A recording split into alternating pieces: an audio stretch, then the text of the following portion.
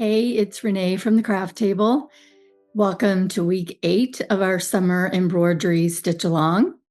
I am back in Florida for the week, so I am coming to you from a corner of my sewing room at home, which is a mess. So finding a relatively clean corner was difficult to do.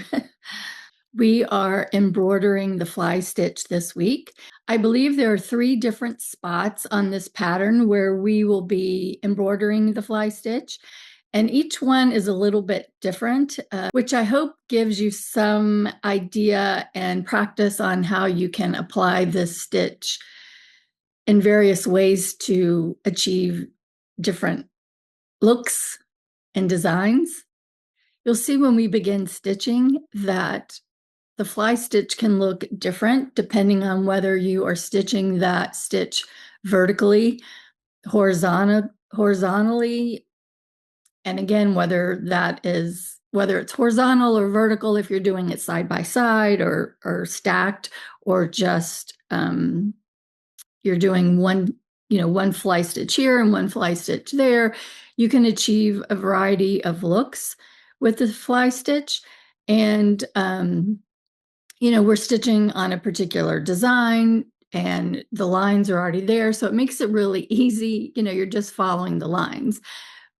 But I want you to think about when you're doing the stitch, the placement of you'll see when we start stitching, but it's sort of shaped like a U or a Y with the tail.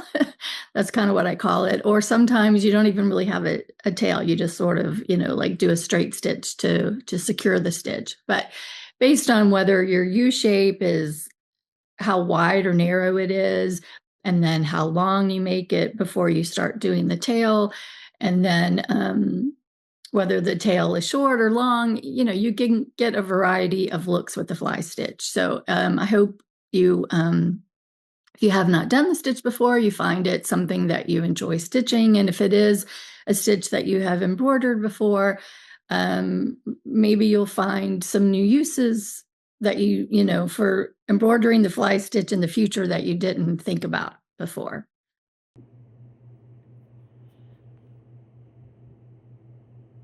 On this pattern, we're going to do the fly stitch in 3 separate areas. Inside these 2 leaves, around this yellow semicircle on both sides, and then on the outside of this circle on both sides. So let's start with the inside of those green leaves, the bigger green leaves. And I'm going to rotate this way because I'm going to be stitching from top to bottom in this area right here.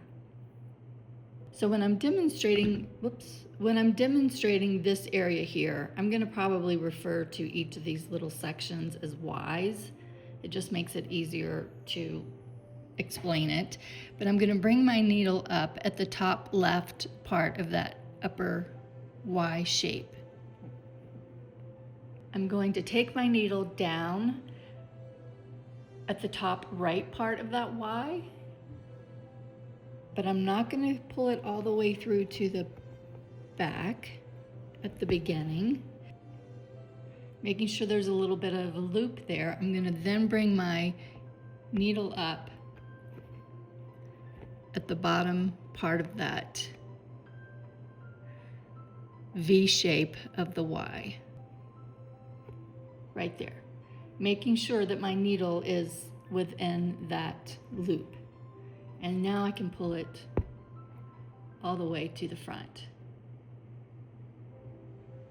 And I'm going to take a straight stitch to form that bottom part of the Y. And I'm going to take the needle all the way to the back with that straight stitch.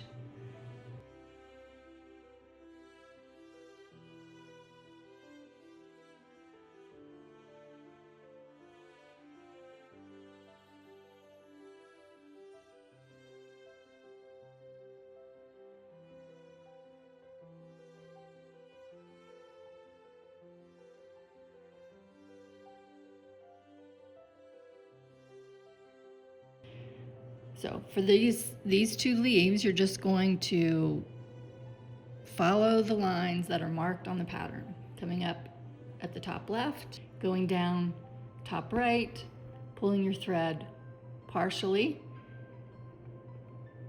bringing your needle up from the back at the base of that U or that V or the top of the Y, making sure that the thread is underneath the needle when you pull it through all the way to the top. And then take a straight stitch to the back.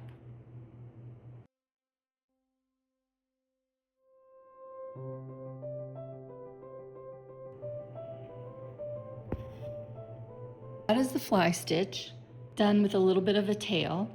I'm going to repeat that on the right side of my leaf. And I purposely drew the shapes a little whimsical, so they're not, each of the fly stitches are not exactly the same size. So don't worry if your stitches do not look exactly like the stitch above it. So you can also use the fly stitch to make a scallop shape. And that's what I'm going to do on the outside, this little area here.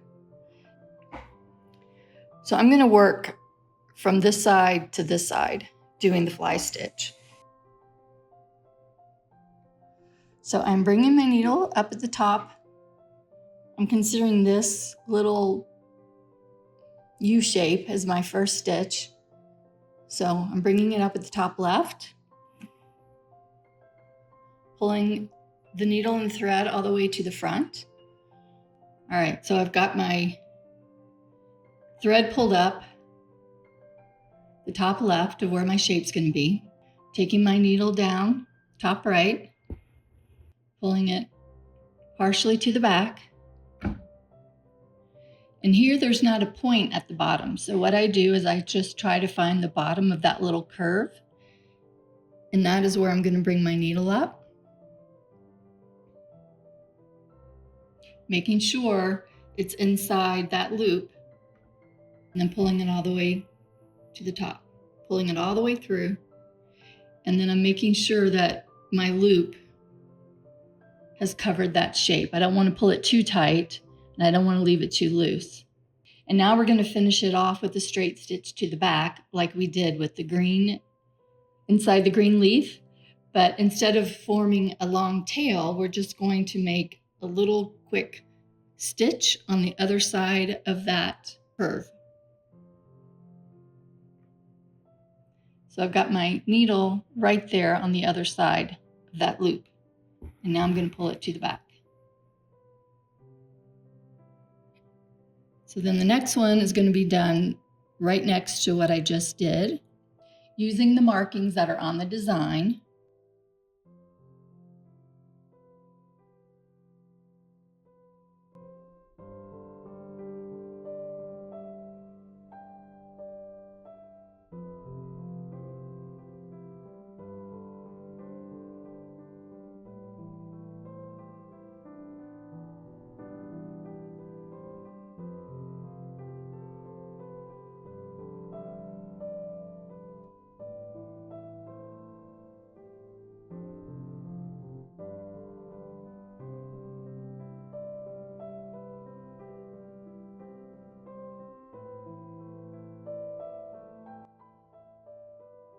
By doing these side by side and without having a really long tail, it creates a really pretty scallop look. So the third place that we're doing the fly stitch on this pattern is around this circle. And I use the same technique that I did just a second ago with the scallop look. It's just in this instance, it went all the way around and to a circle. So it formed a circle. So the three places for the fly stitch are inside these two green leaves, around that oval shape on these two flowers, and then these two circles. I've got mine in a hoop, but this is where we are after week 8 of stitching.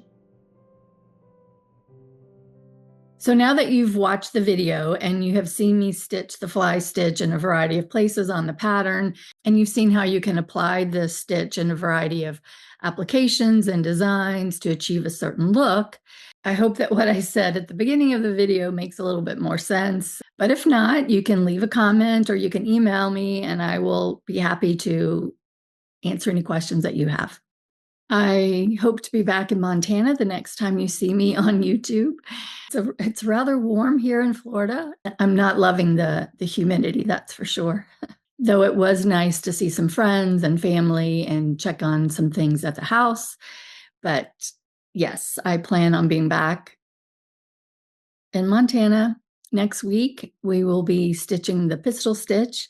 And then we have a couple of weeks where it's kind of interesting. We're combining some basic stitches like the satin stitch with some stitches that I don't think we've done in the stitch along before. So the way I paired them up towards the end is kind of interesting. I was looking at the schedule to see what was next. And anyway, so yeah, we still have a few more weeks and we're getting close. So hope you're still enjoying the stitch along. I know I am, and I love these weekly check-ins. It gives me a chance to talk, even though I'm, talking through your phone or your laptop or whatever. But it is nice to have it's nice to know that there are other people out there embroidering along and doing the same thing that I'm doing, and it keeps me connected. So thank you for keeping me company once again in another summer stitch along. I appreciate it. So until next week, happy stitching.